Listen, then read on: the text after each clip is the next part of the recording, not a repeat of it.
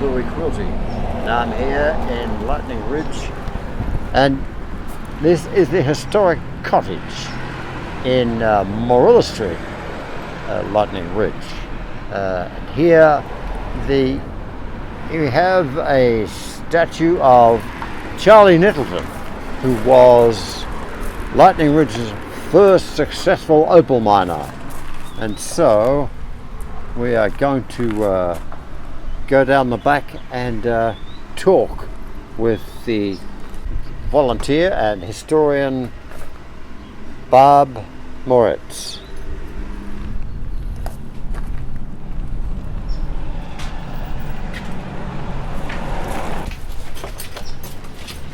Let's go.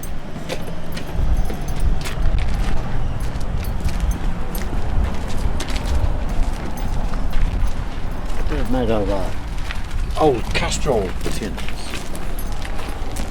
What I thought would be good would be to talk about recycle. The masters of recycle, which is what we are here, out of necessity. Yes.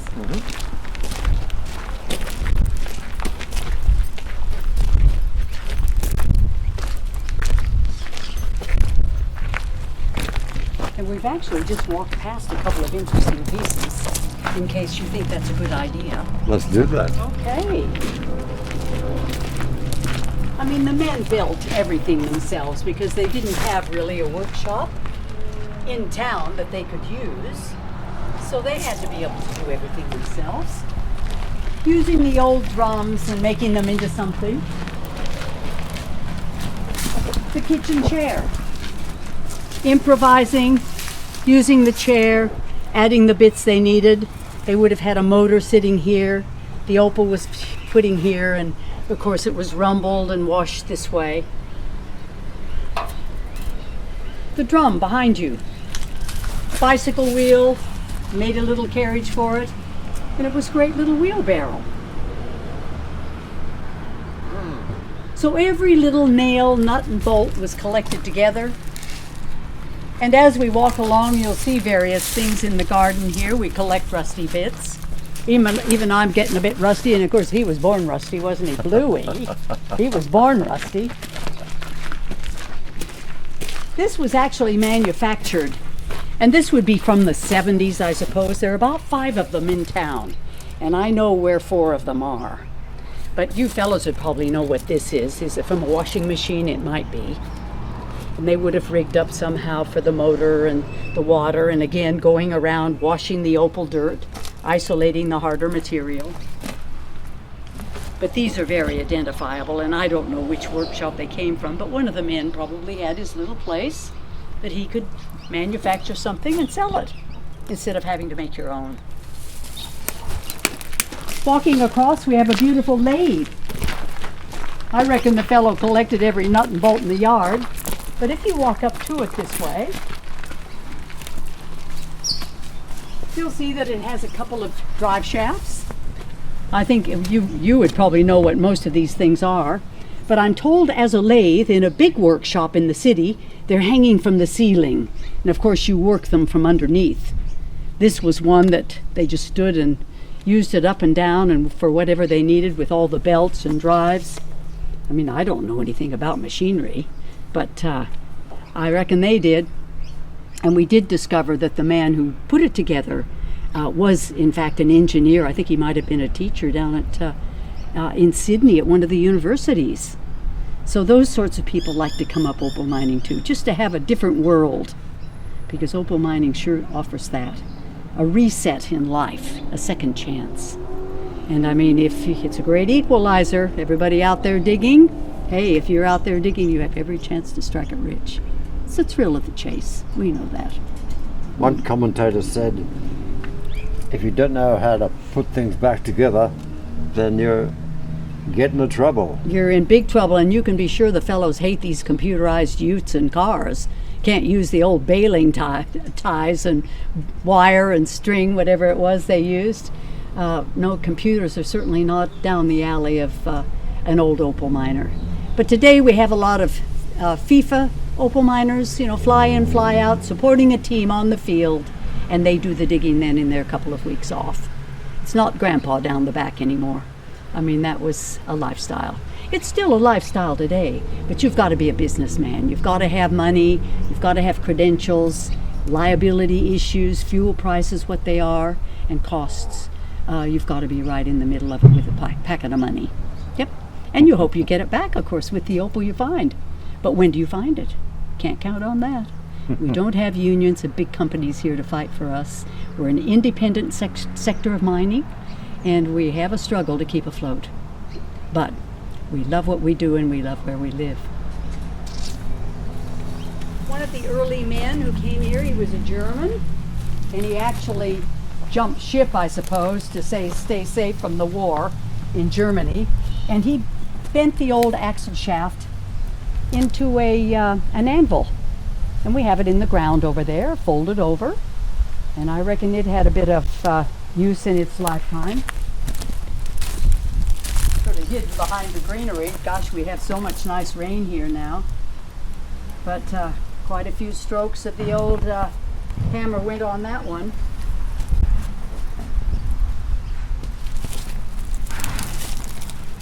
And there's another little washing machine over here that's rather beautiful, used by a couple of the women in the 60s. And I'm not sure what kind of wheels these are, you may know. But the husband of one of the ladies made this for the ladies. And again, they positioned a little machine, and this was their little rumbler that would have gone around shaking the dirt. And we didn't have permanent water here until 1963. So it was a matter of just shaking it, hoping to isolate that harder material. But it was soon realized that the clay that we find our opal in doesn't just shake away. You need water to wash it. And that's why these days we modify the old concrete mixers and use them as a rumbler with the water applied. And here comes Maxine, the guard cat. Oh, she sees some strangers on the field. She hopes you have a Tim Tam in your pocket, of course. You can tell by her waddle she's a little bit overweight. Now, the old dunny, I'm sorry, it's occupied. Oh. So you can't, you just have to wait. You wait a minute. Was this one of the brothers' two toilets? Actually, it was the opal mine we discovered when we backfilled it a couple years ago. Mm-hmm. Yes, I hear that's how they got past mining in town. Now, this is a commercial piece from Adelaide. I mean, there's actually a tag on it that says it came from the railway workshops or something. But they've rigged it up with, again, the part of a concrete mixer and made it to wash the opal clay in. And doesn't the salt bush look beautiful as a backdrop for these rusty bits? You know, there are 34 different varieties of salt bush. And when you look at salt bush, there are a couple of different varieties here, I believe. But there's often the yellow leaves. They're called sacrifice leaves. Where is a good example? Here they are. When you look at any old man salt bush, any of the salt bush, you'll see that they have sacrifice leaves. And that's Mother Nature at its best. Draws the water up to nurture the plant, sends the salt to the sacrifice leaves. And of course, delicious on salad. I'm sure you have tried a roast that's been fed on saltbush in times of drought. Pay double for it, of course, but it's a great browsing food for the livestock when we're in drought here, which is usually. You get that roast that's been fed on saltbush, you pay double for it. But no, it's delicious, nothing wrong with it. And soil that nothing much else happens. Bush Tucker, that's us. We have soil that's not worth much, and that's why we're opal mining. Good. Yeah. But it sets off our beautiful rusty bits. Look at this homemade piece. It's a bunch of tubing they've put together to make the windlass. Usually this was a barrel of tree trunk, but somebody's manufactured that. Made to last. I wish I knew who'd used this. But of course we did have men who were professional tradesmen up here. And that was the thing, the international people that came to this country. The first wave was after World War II, I suppose for all of Australia when the Greeks and Italians came. But in the 60s then we had the people coming from Eastern Europe, tradesmen. They opened up the Pilbara. They came to places like this to be their own boss. Hey, they'd had communism in their lives. They didn't have a choice.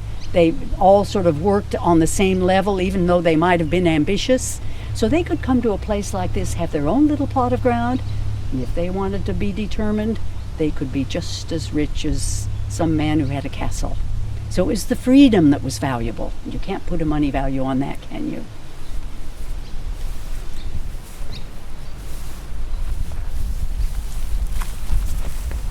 This is a classic, and it was all one piece, but in time it's deteriorated. But they've rigged up some sort of, again, the thing that was going to shake the dirt, could wheel it anywhere they wanted, hook it up behind the ute and take it with them. And I like this big wheel. Now, what was this wheel, I wonder? The fellow had it in the yard. It certainly had to do with after hours when you were drinking beer, all the pull tabs. And he had the odd number of old hubcaps that somebody kicked off every time they went around the corner. But they made this netting of pull tabs from the beer. So that's a bit of fun.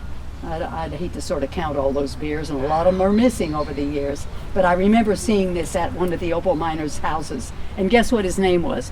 Jack Pick. I guess he had to be an Opal miner, didn't he? Jack Pick. And of course, picks are what we're using all the time. So any old rusty bit. I mean, honestly, it just conjures up a memory, perhaps. Maybe you knew the Pony Boys. I did. And they were men who really looked after their horses more than themselves, really. But you could hire a pony and ride up and down with them. I think the RSPCA finally came along one day and said, "Hey, you fellows, I think we've got to have better care for those horses than what you're giving." And that was the end of them. But the man I came here with from Cooper Pedy took one look at the place. I wasn't here. And he saw, my goodness, horses up and down the street? Oh, we've got to go there. This is the Wild West. Cooper Pedy, we thought that was the Wild West, didn't we? So any old odd bit. I was driving around one day and found this out on the field. Somebody told me what it was from. I think it's a 1934 something or other. You fellows might know. But as I say, someone will come along and it'll mean something to them. And that's the idea. Collect things that bring back memories. They might be bad memories, but still you remember when. And we all need to step back in time. Things are going so fast now. We really want to stop, smell the roses. Yes.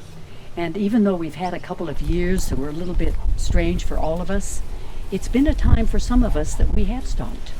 And we have just stepped back a little bit and thought, hey, how much time am I left on this earth? And what do I really want to set my priorities at? I think that's been a good thing. Aren't the bougainvillea beautiful? Even though they're not native, they're certainly colorful. Now you might say, why do we have a few plows? But you know, some people collect these plows, and I've had some interest shown in them. And we are, after all, on land that's grazing land. And they did start doing a bit of farming here in the 60s. They started winter wheat. And everybody said, you fellows are crazy. This is terrible soil. We don't have the rain.